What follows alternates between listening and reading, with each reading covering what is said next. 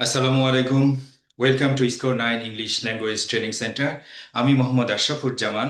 আজকের এই ভিডিও ক্লাসে আপনাদের গাইড করব কিভাবে একটা ইফেক্টিভ কম্পোজিশন লিখতে হয়। টপিকটা হলো he who is cruel to animals becomes hard also in his dealings with man. আজকের এই ভিডিও ক্লাস বা লেসনে আমি দেখাবো কিভাবে আপনার অপিনিয়ন স্পষ্টভাবে এক্সপ্রেস করতে হয়।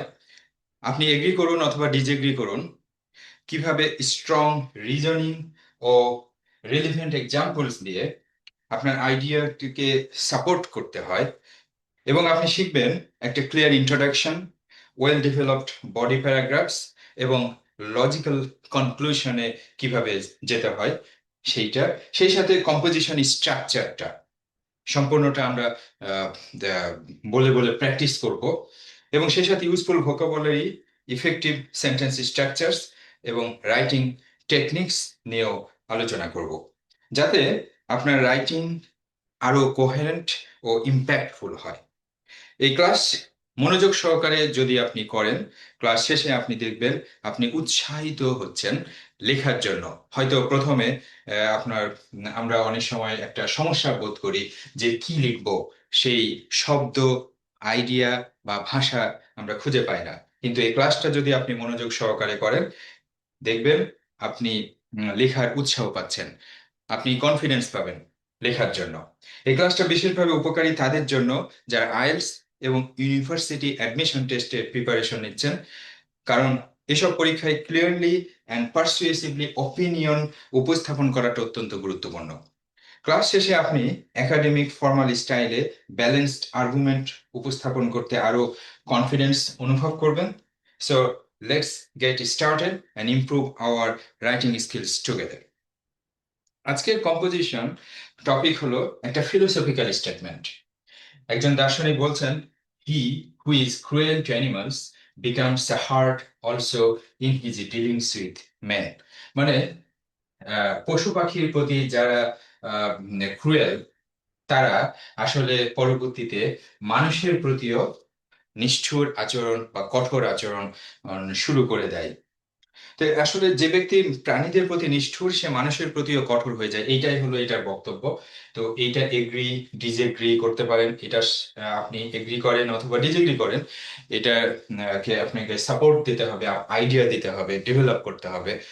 ইন্ট্রোডাকশন, বডি প্যারাগ্রাফস এবং কনক্লুশনের মাধ্যমে আপনাকে একটা সুন্দর কম্পোজিশন লিখতে হবে। তারপরে আমরা এখানে শিখবো হলো how to express A clear opinion, how to use strong academic vocabulary. আমরা অনেক ভোকাবুলারি নিয়ে কাজ করব, যাতে করে আমাদের ভোকাবুলারিতে লেখার সময় কোনো সমস্যা না হয়। and how to organize ideas logically, introduction, body, conclusion, structure. তো প্রথমে আহ, আমরা শুরু করি আন্ডারস্ট্যান্ডিং দ্য কোর আইডিয়া। এই এই যে এখানে যে কথাটা লেখা আছে, এটার আইডিয়াটা একটু শেখার বা বোঝার চেষ্টা করি। তো এখানে মূল যে জিনিসটা হলো সেটা ক্রুয়েলটি টু অ্যানিমালস, তাই না? আপনি দেখেন, ক্রুয়েলটি টু অ্যানিমালস। তো ক্রুয়েলটি টু অ্যানিমালসটাই হলো আমাদের মূল টপিক। এখান থেকেই লেখাটা শুরু হবে। লেখাটা কোন দিকে যাবে আর এটা আপনার অপিনিয়নের উপর নির্ভর করবে, আপনার এগ্রি ডিসএগ্রির উপর নির্ভর করবে। তো এইটা সবসময় আমরা কিন্তু চেষ্টা করব কিছু সিনোনিমাস ফ্রেজ ব্যবহার করার জন্য। তো আরেকটা সিনোনিমাস ফ্রেজ আমরা ব্যবহার করতে পারি, in inhuman treatment, inhuman treatment of animals. দেখেন, ক্রুয়েলটি টু অ্যানিমালস মাঝে মধ্যে এই কথাটাই আসবে। আহ, তো এইটার বদলে আপনি মাঝে মধ্যে ব্যবহার করতে পারেন ইনহিউম্যান ট্রিটমেন্ট অফ অ্যানিমালস। তো এইটা নিয়ে আমাদের কথা হবে। আর আমরা আরো অনেক ভোকাবুলারি এবং স্ট্রং ফ্রেজ আমরা পাবো। আমরা টপিকটা মুছে দিই, ডেসক্রিপশন বক্সে আমি লিখে দিব আমাদের টপিক। তো ইম্প্যাথি, এটা একটা ইম্পর্টেন্ট ওয়ার্ড যেটা আপনার লেখার ক্ষেত্রে কাজে লাগবে। ইমপ্যাথি মানে সহানুভূতি। আমরা পশু পাখির সাথে আমাদের আচরণের মধ্যে আসলে আমরা সহানুভূতিশীল কিনা, আমাদের মধ্যে ইমপ্যাথি আছে কিনা, এইটা নিয়ে কিন্তু আমাদের কথা বলতে হবে। তো পশুদের প্রতি আমরা আমাদের যে নিষ্ঠুরতা, এটা আসলে যদি আমরা বারবার সহে যাই, মানে উদাসীনতা দেখাই, তাহলে আমাদের মধ্যে গড়ে ওঠে আসলে ইমোশনাল ইমোশনাল ডিসেন্সিটাইজেশন। ডিসেন্সিটাইজ থেকে ডিসেন্সিটাইজেশন। ডিসেন্সিটাইজ মানে আমাদের অনুভূতিটা ভোঁতা হয়ে যাওয়া। তো ভোঁতা হয়ে যাওয়া মানে অসংবেদনশীল হয়ে যাওয়া। তো সেই আবেগগত অসংবেদনশীলতার দিকে ধাবিত হচ্ছে। হুম। আহ, এই আচরণটা আমাদেরকে ধাবিত করে। মানে আমরা বলতে পারি দিস লিডস টু, দেখেন একটা সুন্দর একটা সেন্টেন্স তৈরি করে দিলাম। This leads to emotional desensitisation.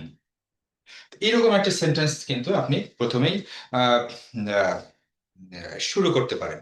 তারপরেই কিন্তু আপনাদের মাথায় চলে আসবে এটা কেন ডিসেন্সিটাইজেশন হলো, এটার ইফেক্টটা কি। আপনারা শুরু করতে পারেন, কোয়ালিটিটা বেড়ে যাবে। সুন্দর একটা ফ্রেজ, ইমোশনাল ডিসেন্সিটাইজেশন। আসলে তো লেখার সময় আমাদের মূল সমস্যা হয় ছাত্রছাত্রীদের, সেটা হলো যে শব্দ মনে পড়ে না। আর শব্দ হলো আইডিয়ার আধার, আইডিয়া আইডিয়াকে বহন করে। হুম। তো আমরা শব্দের সাথে সাথে আইডিয়াও পেয়ে যাচ্ছি, বা ফ্রেজের সাথে সাথে আইডিয়াও পেয়ে যাচ্ছি। আরেকটা খুব সুন্দর একটা শব্দ বা ফ্রেজ, দেখেন,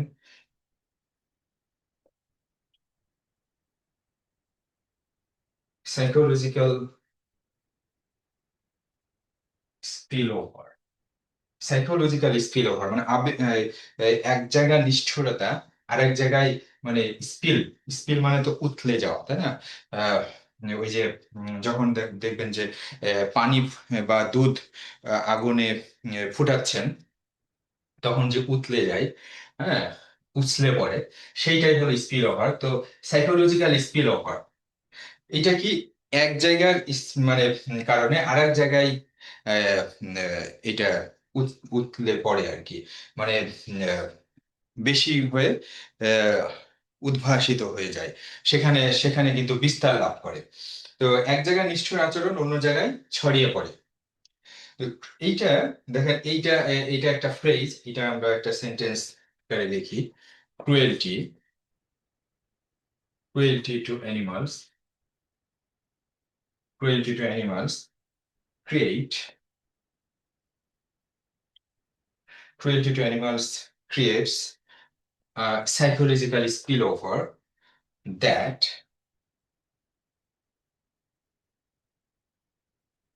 that hardens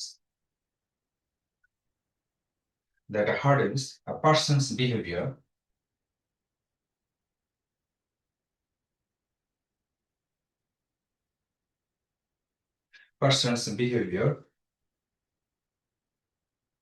toward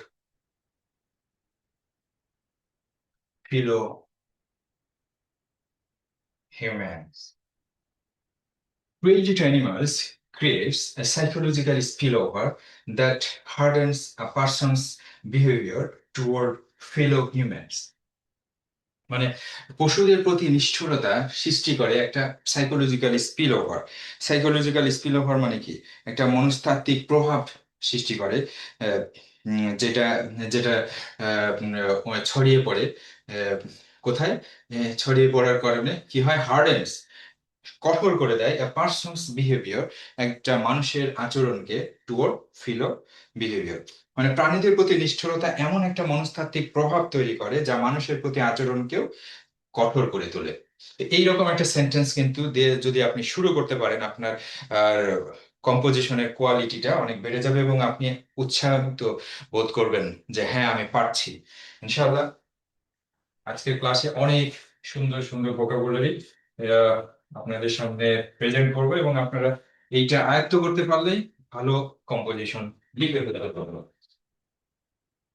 এরপরে দেখেন যে আহ, এই যে এই ঘটনাটা ঘটছে, এটা আসলে কি ধরনের প্রবণতা? এটা আসলে ভায়োলেন্ট, তাই না? ভায়োলেন্ট, ভায়োলেন্ট প্রিডিসপোজিশন,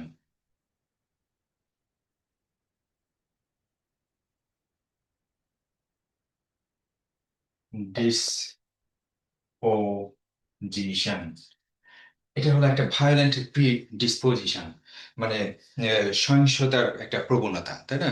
বা পূর্বপরণ প্রবণতা, সহিংসতার একটা প্রবণতা।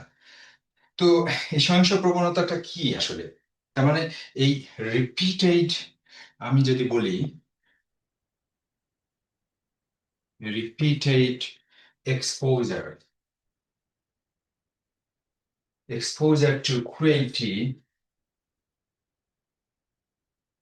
cruelty to animals can develop, can develop a violent predisposition in those individuals,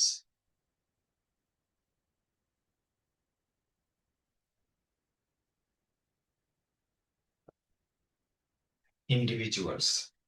তো রিপিটেড এক্সপোজার, এক্সপোজার মানে আপনার এইটার মধ্য দিয়ে যাওয়া, বা এইটা প্রকাশ করা, এটা যখন প্রকাশিত হয়, বারবার প্রকাশিত হয়, টু ক্রুয়েলটি অ্যানিমালস, এটার মুখোমুখি যখন আপনি হন, তখন সেটা আসলে কি ডেভেলপ করে? কোন জিনিসটাকে ডেভেলপ করে? ভায়োলেন্ট প্রিডিসপোজিশনটাকে ডেভেলপ করে ইন দোজ ইন্ডিভিজুয়ালস, যারা এই এক্সপোজার হয়, এই ক্রুয়েলটি টু অ্যানিমালস, এই জিনিসটা দেখে অথবা নিজেই করে, তখন তাদের মধ্যে একটা ভায়োলেন্ট প্রিডিসপোজিশন সৃষ্টি হয়ে যায়। তো এইটা একটা আইডিয়া আমরা কিন্তু পেয়ে গেলাম। এরপরে আমরা কিন্তু সাইকোলজিক্যাল বা ফিলোসফিক্যাল আইডিয়া গুলো নিজেদের মধ্যে ডেভেলপ করছি, এবং ভোকাবুলারিটাও আমাদের ডেভেলপ হয়ে যাচ্ছে। তো সোসাইটি, আবার একটু লিখি, society that ignores,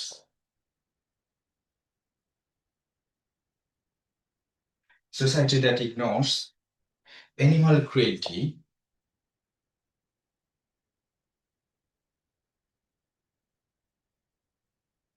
animal cruelty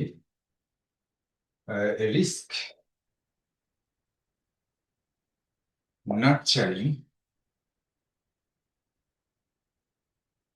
risk nurturing a violent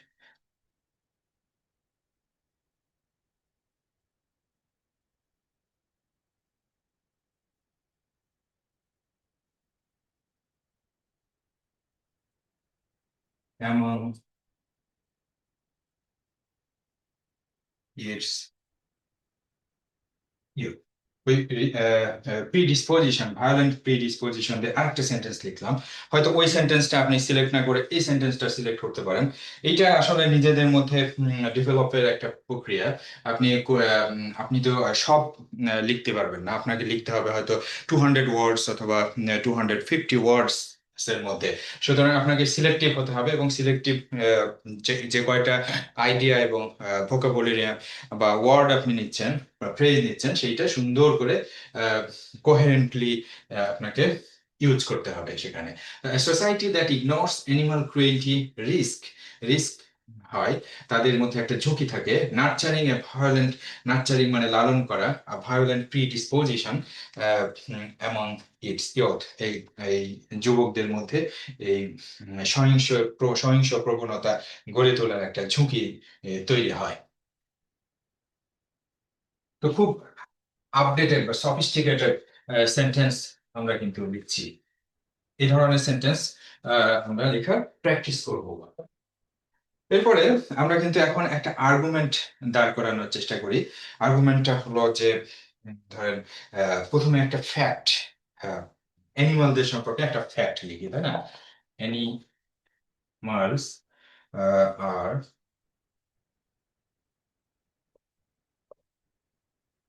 vulnerable, vulnerable and dependent,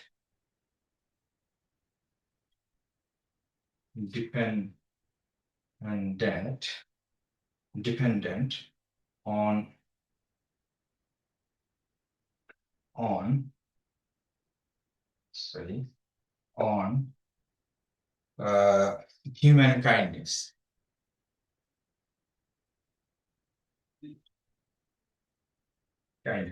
Animals are vulnerable and dependent on human kindness. এটা একটা ফ্যাক্ট। মানে পশু পাখিরা তো মানুষের দয়ার উপরই নির্ভরশীল। এখান থেকে শুরু করবেন আপনার আর্গুমেন্ট। মানে এইটা হলো বডি প্যারাগ্রাফে কিন্তু আমি চলে গেছি। হ্যাঁ, ইন্ট্রোডাকশন মোটামুটি আপনি যেটা লিখেছেন বা লিখতে পারবেন সেইটার আহ, আলোচনা শেষ হয়ে গেছে। এখন আমরা বডি প্যারাগ্রাফে চলে গেছি। সেখানে আমি প্রথমে বলছি যে অ্যানিমালস আর vulnerable and dependent on human kindness. তো আসলে তারা কি? তারা অন্য একটা ফ্রেজ ব্যবহার করি, দেখেন। Vulnerable, vulnerable creatures. আমরা কিন্তু ভালনারেবল, এখানে শুধু ভালনারেবল বলেছি, আবার এখানে ভালনারেবল ক্রিয়েচার, আপনি ভালনারেবল ক্রিয়েচারও বলতে পারেন, তাই না? তো এইটা তো এই কারণে, এই ফ্যাক্টর কারণে আমাদের কিন্তু একটা এথিক্যাল রেসপন্সিবিলিটি আছে, তাই না? এথিক্যাল এথিক্যাল রেসপন্সিবিলিটি আছে। ইথিক্যাল রেসপন্সিবিলিটি আছে আছে একটা। এই ইথিক্যাল রেসপন্সিবিলিটির কারণেই আহ, এর কারণ থেকেই আমরা কিন্তু একটা নতুন ধরনের বা এইটার বিরুদ্ধে অ্যাগ্রেসিভ যে বা ভায়োলেন্ট যে প্রিডিসপোজিশন, সেটার বিরুদ্ধে কিন্তু আমরা কথা বলবো এখন।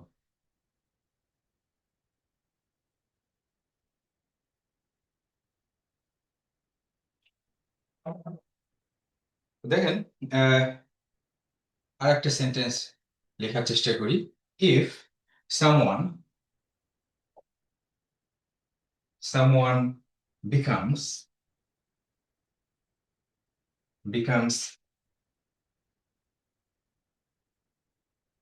accustomed to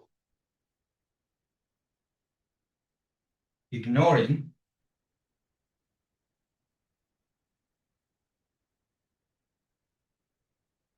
sufferings, he or she may gradually gradually dis disregard human pain as well.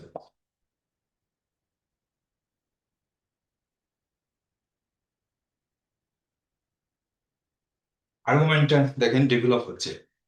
If someone becomes accustomed to ignoring their sufferings, their মানে animals suffering, he or she may gradually ধীরে ধীরে disregard মানে অবজ্ঞা করতে থাকবে human pain as well, মানুষেরও pain.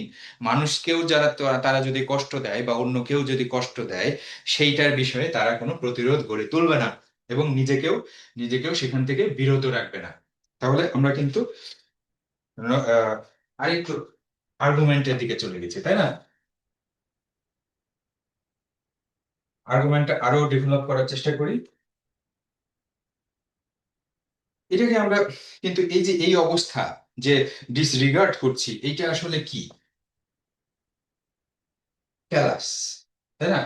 Callous mind set, এটাকে আমরা ক্যালাস মাইন্ড সেট বলতে পারি, বা callous indifference.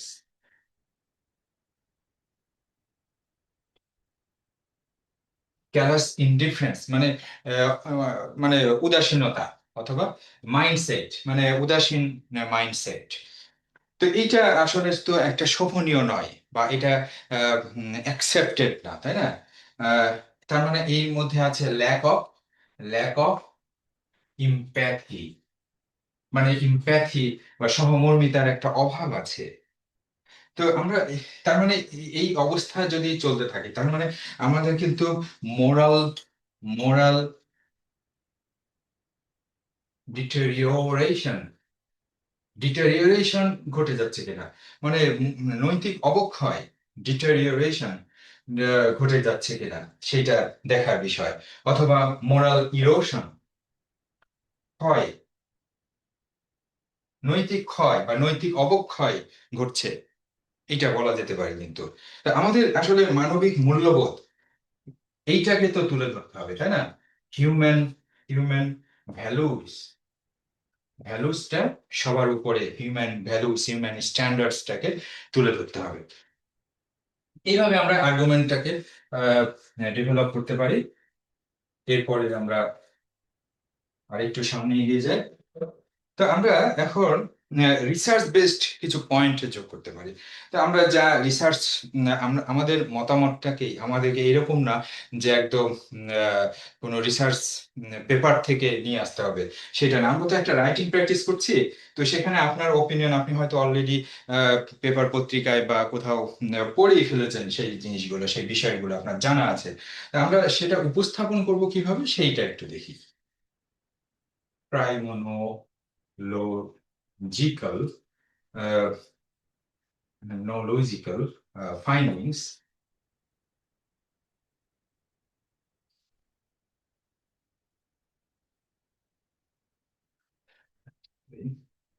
findings,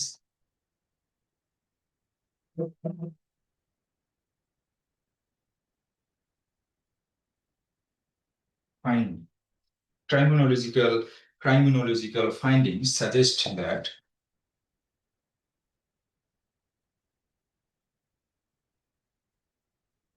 suggest that many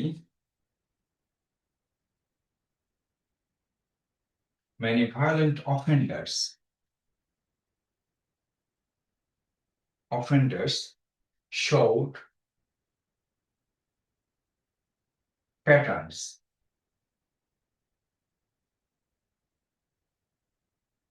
patterns of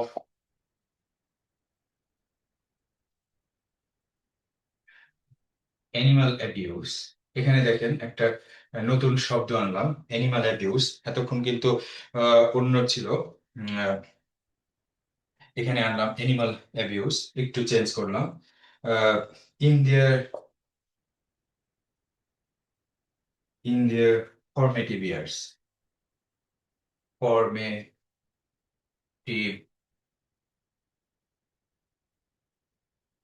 years, formative years. দেখেন সেন্টেন্সটা একটু পড়ি। ক্রাইমিনোলজিক্যাল ফাইন্ডিংস সাজেস্ট দ্যাট, মানে আমাদের যে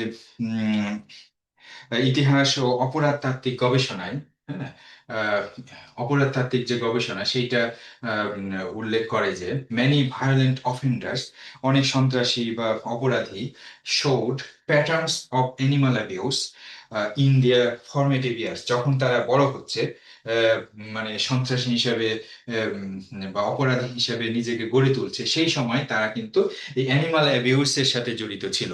এইটা পাওয়া যায়। তাহলে ক্রাইমিনোলজিক্যাল ফাইন্ডিং সাজেস্ট দ্যাট, এইভাবে কিন্তু আপনি যখন এরকম একটা স্টেটমেন্ট আপনি দিবেন, তখন আপনার কম্পোজিশনের কোয়ালিটিটা কিন্তু বেড়ে গেল। Criminological finding suggest that many violent offenders showed patterns of animal abuse in their formative years. আহ,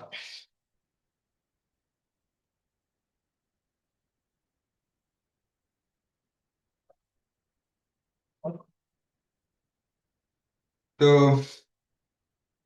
এইটার পরে কি হচ্ছে? So so cruelty to animals, এই যে আমরা ঐতিহাসিক বা রিসার্চ বেসড যে ফাইন্ডিংসটা পেলাম, সেখান থেকে আমরা কিন্তু একটা কনক্লুশনের দিকে যেতে পারি। So cruelty to animals obtain obtain acts obtain acts as a precursor precursor to violent precursor to uh, violent behavior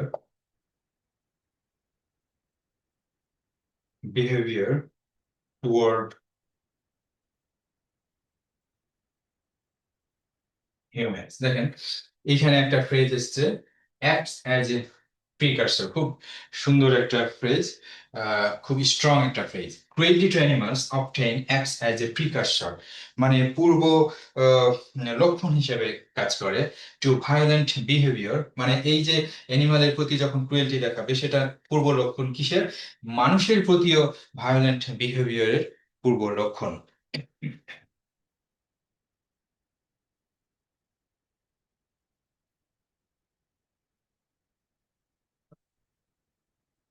তা আমরা একটা কাউন্টার আর্গুমেন্টও দিতে পারি, যে কাউন্টার আর্গুমেন্ট এরকম যে some people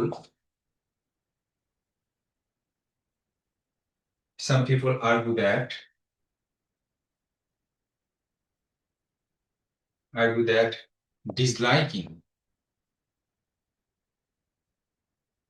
disliking animals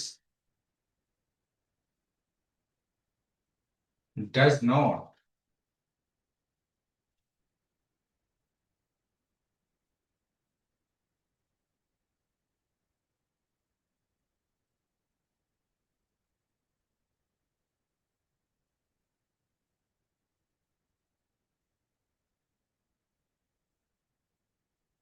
necessarily mean cruelty to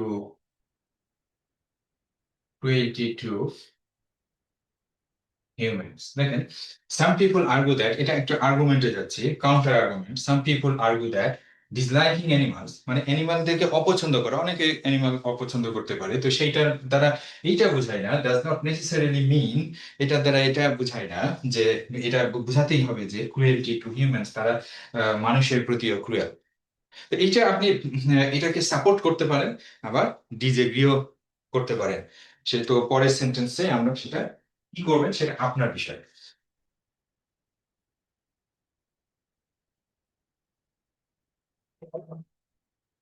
তো এখানে আসলে আমাদেরকে যেটা তুলে ধরতে হবে সেটা হলো ডিফারেন্স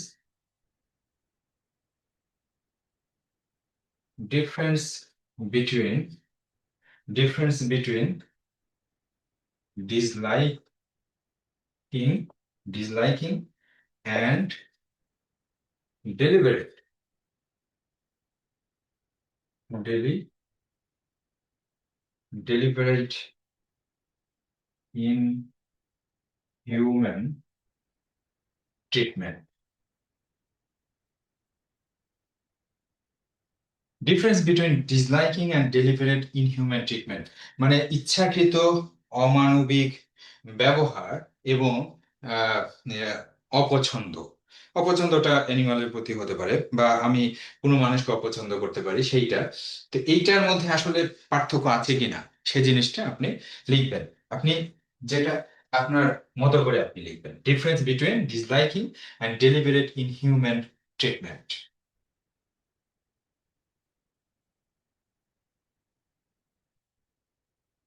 মানে ডেলিবারেট ক্রুয়েলটির কথা বলছে, তাই না? ডেলিবারেট ইনহিউম্যান ট্রিটমেন্ট মানে ডেলিবারেট ক্রুয়েলটি। তো এই পরে আমরা কিন্তু সোশ্যাল ইম্প্যাক্টের মধ্যেও কিন্তু আমাদেরকে যেতে হবে। সোশ্যাল সোসাইটি সম্পর্কে তো আমাদেরকে কিছু কথা বলতে হবে। তো সোসাইটির সাথে কথা বলতে গেলে, সোসাইটির বিষয়ে কথা বলতে গেলে যে বিষয়গুলো বা যে শব্দগুলো চলে আসতে পারে সেটা হলো সোশ্যাল হারমোনি। সোশ্যাল হারমোনির উপর কোনো প্রভাব পড়ছে কিনা, তারপরে moral moral fabric of society, একটা সোসাইটি কিভাবে গড়ে ওঠে। মানে কাপড় যেভাবে বোনানো হয় সেরকম ভালোবাসা, সবার সাথে একটা সম্পর্ক, ভালো সম্পর্ক, এটার মধ্য দিয়ে তো একটা একটা সোসাইটি গড়ে ওঠে, তাই না? তো ওইটার উপরে এটার এই অ্যানিমাল ক্রুয়েলটির কোনো প্রভাব আছে কিনা। কালেকটিভ কনসাসনেস,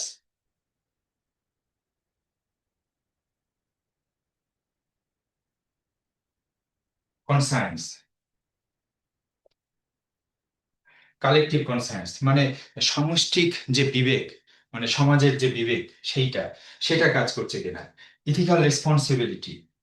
তো এগুলো কিন্তু আমাদের কাজ করবে, social harmony, moral fabric of society, collective conscience, তাই না?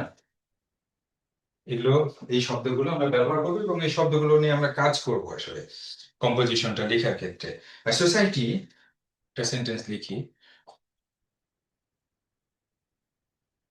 Society that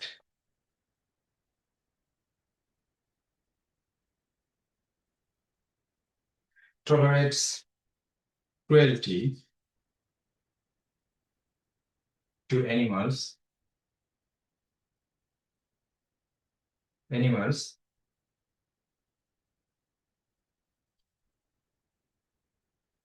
risk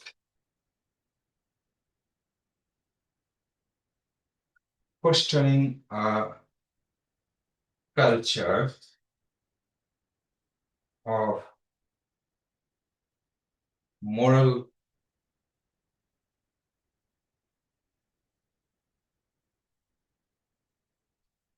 indifference. Society যেটা সহ্য করে, মানে যেটা সহে নেয়, ক্রুয়েলটি টু অ্যানিমালস, মানে অ্যানিমালের প্রতি ক্রুয়েলটি হলে সে কিছুই বলে না, সে তার মধ্যে রিস্ক আছে, সেটা হলো ফস্টারিং এ কালচার, একটা কালচার বা চর্চা বা ঐতিহ্য গড়ে তোলা, সেটা হলো মোরাল ইনডিফারেন্স, মানে মোরালিটির ক্ষেত্রে সে খুবই উদাসীন, এই ধরনের একটা কালচার গড়ে উঠতে পারে সেখানে।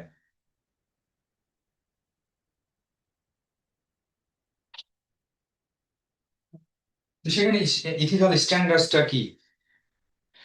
যদি আমরা আমাদের কম্প্যাশন, আমাদের সহানুভূতিটা যদি সিলেক্টিভলি অ্যাপ্লাই হয়, মানে কারো অ্যানিমালের প্রতি আমার কোনো সহানুভূতিশীল না, বা সহানুভূতি উদয় হয় না, কিন্তু মানুষের প্রতি হয়, এটা আসলে সম্ভব না আসলে, তাই না?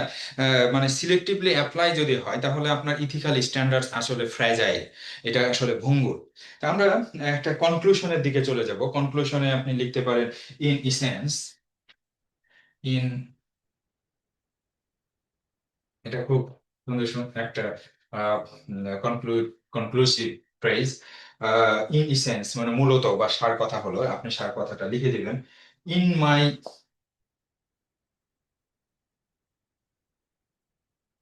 ইন মাই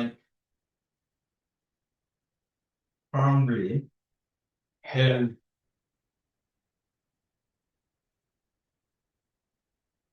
বিলিফ, মানে আমার দৃঢ় বিশ্বাস অনুযায়ী, in my firmly held belief, এরপরে আপনি লিখবেন, তারপরে এরকম একটা ফ্রেজ লিখতে পারেন, it is, it is a trailing reflection, reflection of character, মানে যে চরিত্রটা অ্যানিমালের প্রতি খুবই ক্রুয়েল, সেই চরিত্রটা আসলে কিসের, টেলিং রিফ্লেকশন অফ কোন ক্যারেক্টারের, সেটা আপনি বলবেন। সিভিলাইজ সোসাইটি এখানে কি করে, তারপরে এটার far reaching, far reaching, far reaching কনসিকুয়েন্সটা, কনসিকুয়েন্সটা কিছু আছে কিনা, ফার রিচিং কনসিকুয়েন্স, সুদূর প্রসারী পরিণতিটা কি। আমরা আসলে সহমর্মিতাকে যদি দমন না করি তাহলে তো এই ধরনের আচরণ প্রকাশ পাবে না, তাই না? সাপ্রেস কম্পেশন, এখানে কিন্তু সাপ্রেশন অফ কম্প্যাশন কাজ করছে। নার্চার এগ্রেশন, নার্চার এগ্রেশন হচ্ছে, তাই না? ইনিসেন্স, আমি এভাবে বলতে পারি, in essence cruelty to animals is not an isolated failing, isolated failing, এটা কিন্তু মানে একদম একা একা কোনো আহ, আহ, মানে একা একাই ঘটে না এই ধরনের মোরাল ফেইলিং। এটা, এটা রিফ্লেক্টস করে the depth of one's ethical consciousness. তো আমরা আমরা যে ভোকাবুলারি গুলো দেখিয়েছি সেখান থেকে কিন্তু আমরা অনেক কিছু, আমার মনে হয়, পেয়ে গেছি, লেখার ম্যাটেরিয়াল পেয়ে গেছি, স্টক পেয়ে গেছি, স্টক অফ ভোকাবুলারি। তো তো এইটা আমরা কাজে লাগিয়ে আমরা আইএলটিএস রাইটিং টেস্ট 2 এবং ইউনিভার্সিটি অ্যাডমিশন টেস্টের জন্য যে কম্পোজিশন লিখতে হয় সেটা অ্যাডভান্স লেভেলে লেখার ক্ষেত্রে খুবই ইউজফুল হবে আজকের এই ক্লাসটা। যদি ক্লাসটা ভালো লাগে তাহলে অবশ্যই লাইক দিবেন, শেয়ার করবেন এবং কমেন্ট বক্সে আপনার মূল্যবান মতামত দিবেন, এবং পরবর্তী ভিডিও দেখার জন্য অবশ্যই বেল বাটনে ক্লিক করে রাখবেন। সবাইকে ধন্যবাদ। আসসালামু আলাইকুম।